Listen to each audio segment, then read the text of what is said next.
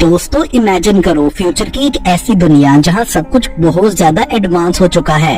Robots खुद को इंसानों से सुपीरियर समझने लगे हैं और इंसानों के साथ जानवरों जैसा बिहेव करते हैं। कुछ ऐसा ही हम देखने वाले हैं आज की इस फ्रेंच साइंस फिक्शन फिल्म में, जिसका नाम है बिग बग।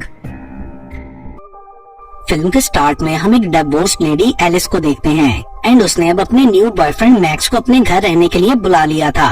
मैक्स का बेटा लियो भी उसके साथ एलिस के घर ही आ चुका था। ये ईयर 2045 चल रहा होता है, जहां मोस्टली सब कुछ एआई में कन्वर्ट हो चुका था और दुनिया में बहुत से तरह के रोबोट्स आ चुके थे। लेकिन सब कुछ डिजिटल होने के बाद भी एलिस के पास अभी भी बुक्स की एक बहुत बड़ी कलेक्शन थी और उसे कैलीग्राफी और निटिंग में भी काफी इंटरेस्ट था, जो कि एआई की इस दुनिया में काफी अजीब लगता है। एलिस के घर में भी डिफरेंट तरह के रोबोट्स थे, लाइक डोमेस्टिक रोबोट जो कि घर के कामों में हेल्प करता था, मोनिक जो कि ह्यूमन लुक वाली हाउसमेट थी, और आइंस्टाइन जिसकी इंसेक्ट जैसी मेटल की लेग्स थी। आइंस्टाइन एक सेंट्रल रोबोट था जो कि घर के बाकी रोबोट से कनेक्टेड था और उन्हें मैनेज करता था। एलिस की बेटी नीना का टॉय रोबोट टॉम भी था, जिससे वो काफी अटैच थी।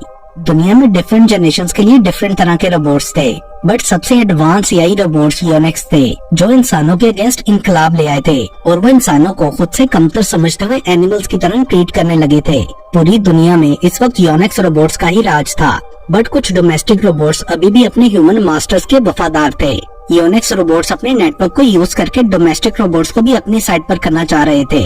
एक दिन मैक्स और लियो होमो रिडिकुलस नाम का प्रोग्राम देख रहे होते हैं, जिसमें योनेक्स इंसानों को डॉग्स की तरह ट्रीट कर रहे थे। बेसिकली ये कॉमेडी शो बनाया गया था, बट एलिस को अच्छा नहीं लगता, सो लियो उसे बंद कर देता है। अगले सीन में उनके घर एलिस का एक्स हस्बैंड वेक्टर और उसकी गर्लफ्रेंड जेनिफर आते हैं। वो लोग रोबोट्स की एक फैंसी आइलैंड पर शादी करने के लिए जाने वाले थे, इसलिए नीना को यहाँ छोड़ने आए थे।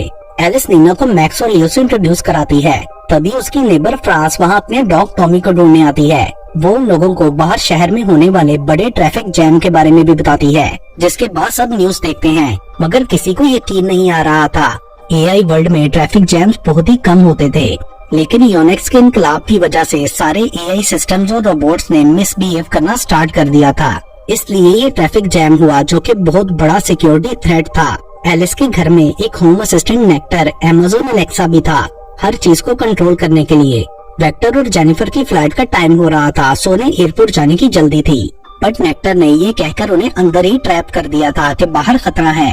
वो बोलता है स्केल पर सिक्योरिटी 7.1 आ रही है, इसलिए कोई भी बाहर नहीं जाएगा। ये सुनकर फ्रांस को भी गुस्सा आ जाता है, क्योंकि उसका डॉग बाहर अकेला था। वेक्टर सिक्योरिटी कोड प्रेस करके दरवाजे को मैनुअली खोलने की कोशिश करता है, बट कोई फायदा नहीं होता, जिस पर मोनिक उसे बताती है कि हमने रीप्रोग्रामिंग एक्ट की हेल्प से खुद को रीप्रोग्राम करके सिक्योरिटी पाथ चेंज कर दिया है और जब तक बाहर का एरिया सेफ नहीं होता हम आपको बाहर नहीं जाने देंगे। उसी पल रोबोट आइंस्टाइन भी क्लोजेट से निकलकर सेम यही बात कहता है। असल में योनेक्स की गवर्नमेंट ने इमरजेंसी डिक्लेयर करके लॉकडाउन लगा दिया था। इंसान तो योनेक्स के अगेंस्ट थे, बट सब रोबोट्स उनके लॉकडाउन ऑर्डर्स को फॉलो कर रहे थे और इवन के रोबोट्स ने घरों के एसी भी बंद कर दिए थे। वेक्टर ग्लास डोर को तोड़ने की कोशिश करता है, बट वो नहीं टूटता। एलिस को ये बिहेवियर बिल्कुल भी अच्छा नहीं लग रहा था। तभी आइंस्टाइन सब रोबोट से मीटिंग करता है और वो लोग डिसाइड करते हैं कि अपने रीप्रोग्राम को डिलीट कर दें, ताकि इंसानों को खुश किया जा सके। एंड देन मोनिक अपना प्रोग्राम डिलीट कर देती है। कुछ ही घंटों बाद सब लोग फ्रस्ट्रेट हो जाते हैं, क्योंकि एसी बंद होने से काफी गर्मी हो रही थी और घर में बार बार योनेक्स की प्रोपेगेंडा वीडियो भी रैंडमली प्ले होती जा रही थी, जिसमें वो लोग इंसानों को केज में बंद करके उनके साथ वैसे ही एक्ट कर रहे थे जैसे इंसान जू में एनिमल्स के साथ करते थे। देन एलिस तब लोगों को सोने के लिए भेज देती है, लियो को नीना के रूम में, वेक्टर और जेनिफर को गेस्ट रूम में, एंड मैक्स एलिस के रूम में सोने चला जाता है। रात को वेक्टर को एक आइडिया आता है। वो यहाँ अपनी एरोमोबाइल कार से आया था, जो उड़ भी सकती थी और उसे वॉइस कमांड से कंट्रोल भी किया जा सकता था। सो वेक्टर उसके इंजन की फुल फोर्स के थ्रू दरवाजे को तोड़ने का प्लान करता है, मगर तभी फ्रांस का डॉग दरवाजे के सामने आ जाता है, जिसे बचाने के लिए कार का एआई कार को ही क्रैश कर देता है। ये देखकर वेक्टर को बहुत ज्यादा गुस्सा आ गया था और वो फ्रांस को काफी जली कटी बातें सुनाता है एंड देन मैक्स से उसके एरोमोबाइल की की देने को कहता है, बट मैक्स बोलता है कि उसका रिमोट काम नहीं कर रहा। देन कुछ टाइम बाद फ्रांस का इंटीमेट पार्टनर रोबोट ग्रेग उनके घर आता है, जिसे आइंस्टाइन ने ये चेक करने के बाद अंदर आने दिया था कि उससे उन्हें कोई खतरा नहीं है। ग्रेग फ्रांस को बताता है कि उसके घर योनेक्स रोबोट्स आए थे, जिससे वो इंजर्ड होकर मेल फंक्शन हो गया। वो बताता है कि उन्होंने बाकी रोबोट्स को रीप्रोग्राम कर दिया है और वो सबके साथ ऐसा ही करेंगे। जिसके बाद वेक्टर घर से बाहर निकलने का एक और आइडिया देता है। वो बोलता है कि अगर घर के अंदर का खतरा बाहर के खतरे से बढ़ जाए तो रोबोट्स को दरवाजा खोलना ही पड़ेगा। सो वो घर में आग लगाने का आइडिया देता है, जिस पर मैक्स बोलता है कि गवर्नमेंट को इस बारे में पता चल जाएगा और सीसीटीवी फुटेज में भी आ जाएगा, जिस वजह से इंश्योरेंस कंपनी पे नहीं करेगी। मतलब इस दुनिया में प्राइवेसी नाम की कोई चीज बाकी नहीं रही थी। घरों में होने वाले सब काम अंदर और बाहर दोनों एआई सिस्टम से मॉनिटर किए जाते थे। इवन के लोग इंटीमेट भी चादर के नीचे छुपके होते थे। बट नीना और लियो को इस बात का पता नहीं था, सो वो ओपनली इंटीमेट हो जाते हैं। उसके बाद अगली सुबह सब नाश्ता करते हैं और वेक्टर फ्रांस से बोलता है कि वो आग लगाने के लिए ग्रेग को कहे, क्योंकि वो मेल फंक्शन रोबोट था, सो इंश्योरेंस क्लेम की जा सकेगी। जिसके बाद फ्रांस ग्रेग को बोलती है और वो आग लगा देता है। लियो ने इतनी देर में बाकी सब रोबोट्स को डिस्ट्रैक्ट कर रखा था एंड फायर अलार्म के बजते ही सब लोग बाहर निकलने लगते हैं। बट वो लोग ये देखकर डर जाते हैं कि दरवाजा खुलने की बजाय वहाँ योनिक्स रोबोट आ गया था। वो खतरे को हटाकर डोमेस्टिक रोबोट्स को अपडेट करने के लिए आया था।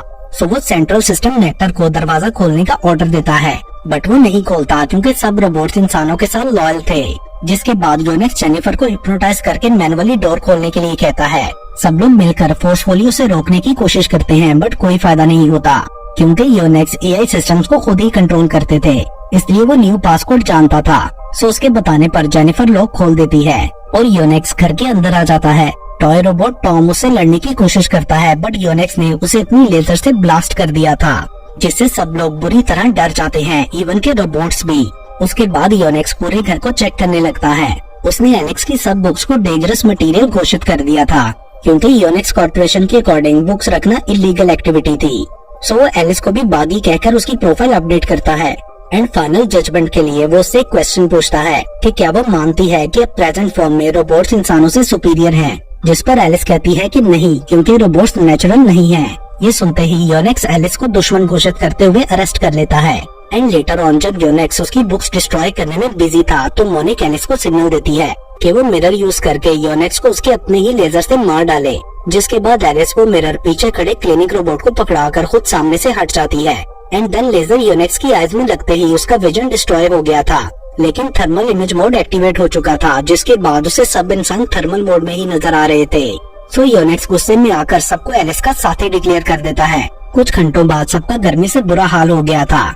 आइंस्टाइन योनिक्स से रिक्वेस्ट करता है कि वो एसी ऑन कर दे, वरना सब लोग मर जाएंगे, और सबको काफी नींद भी आ रही थी। प्रॉब्लम जेन्युइन था, सो योनिक्स एक कंडीशन पर एसी ऑन करने के लिए मान जाता है, वो ये कि सबको उसके प्रोग्राम की एक वीडियो में पार्टिसिपेट करना होगा। डेस्परेट सिचुएशन में होने की वजह से सब लोग ना चाहते हुए भी मान जाते हैं और योनिक्स सबसे बारी बारी एनिमल्स की तरह एक्ट कराता है वीडियो के लिए। बट जेनिफर इसके लिए बहुत खुशी से एक्ट करती है क्योंकि उसे टीवी पर आने का बहुत शौक था। जिसके बाद योनिक्स एसी ऑन करके सबको रूम्स में जाने देता है। सब रिलैक्स हो जाते हैं, मगर उनकी ये रिलैक्सेशन थोड़ी देर के लिए ही थी, क्योंकि एसी का टेम्परेचर बहुत ज्यादा लो था और हर चीज फ्रीज होने लगी थी। सब लोगों का अब सर्दी से बुरा हाल हो रहा था। तभी वेक्टर को एक और आइडिया आता है और वो मोनिक से कहता है कि सबके कपड़ों को फ्रीज कर दे। तो वो सब कपड़ों को गीला करके एसी वेंट्स के आगे लगा देती है एंड देन वेक्टर रूम में जाकर जेनिफर से ब्रेकअप कर देता है, क्योंकि उसी ने योनिक्स कॉर्पोरेशन को एलिस के घर के बारे में बताया था, जिस वजह से योनिक्स यहाँ आया।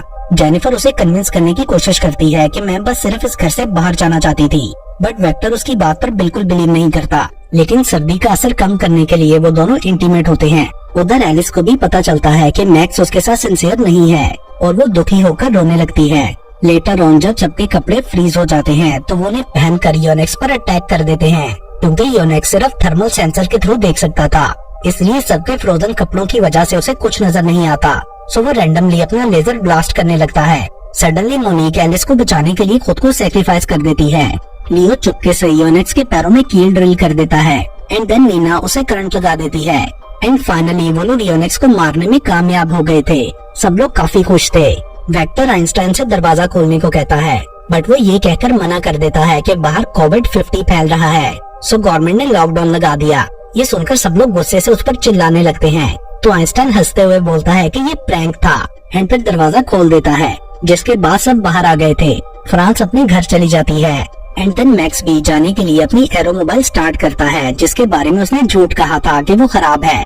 लियो भी नीना से प्यार करने लगा था, सो वो काफी मुश्किल से उसे गुड बाय बोलता है। जेनिफर भी चली जाती है वेक्टर को अपनी गलती का एहसास हो गया था, सो वो एलिस से सॉरी बोलता है। बट तभी 4 और यूनिट्स उनके घर आ जाते हैं जो उन्हें अरेस्ट करने लगते हैं। ये देखकर लियो अपनी कार से जंप कर देता है ताकि नीना को प्रोटेक्ट कर सके। सडनली कुछ ड्रोन्स वहाँ आकर यूनिक्स रोबोट्स को अटैक करने लगते हैं। उन्होंने चारों यूनिक्स रोबोट्स को करंट लगाकर मार दिया था, जिसके बाद न्यूज के थ्रू उन्हें पता चलता है कि लास्ट डे सब यूनिक्स इंसानों को थ्रेट डिक्लेयर करके मार रहे थे। एंड इंसानों को थ्रेट डिक्लेयर करते हुए उन्होंने गलती से खुद को ही थ्रेट डिक्लेयर कर दिया, जिस वजह से डिस्ट्रॉयर रोबोट्स ने उन्हें मार दिया। मतलब यूनिक्स अभी तक इंसानों से सुपीरियर नहीं हुए थे, उनसे भी इंसानों की तरह गलतियाँ होती थी। लास्ट में वेक्टर और एलिस अपनी गलतियों को एक्सेप्ट करके दोबारा क्लोज हो गए थे। और इसके साथ ही ये मूवी यहीं पर खत्म हो जाती है।